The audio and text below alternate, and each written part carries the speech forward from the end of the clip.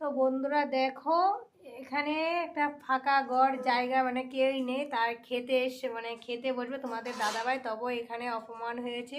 তো দেখো আমাদের গাড়িটা ওখানে রাস্তার মধ্যে রেখে এখানে এসে, রৌদ্রটা এতটাই রৌদ্র কি বলবো, দেখো বাবা কিচ্ছু দেখা যাচ্ছে না, এত গরম আর এত রৌদ্র, মানে প্রচুর পরিমাণে গরম ফেলেছে। তো ও বলছে না এই জায়গাটা খুব সুন্দর আছে, এই জায়গাটা ভালো আছে, এখানে নতুন কেউই নেই, এখানে কলটল সব কিছু সুবিধা আছে, তো এখানে আমি খেয়ে নেই।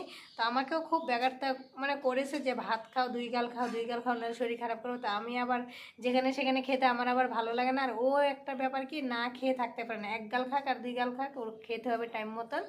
তো যাই হোক, তো দেখতেই পাচ্ছে সত্যি এই জায়গাটা নতুন গড় উঠতেছে, তো খুবই ঠান্ডা। আমিও দেখো সিঁড়ির মধ্যে বসে দিয়েছি বস্তা পেতে, তো খুব ভালো লাগছে, একদম মনে হয় যে এখানে শুয়ে পড়ি, এতটাই ঠান্ডা লাগছে। তো কেউই অপমান করেনি, মানে ভিডিওটা দেখার জন্য এই কথাটা বললাম।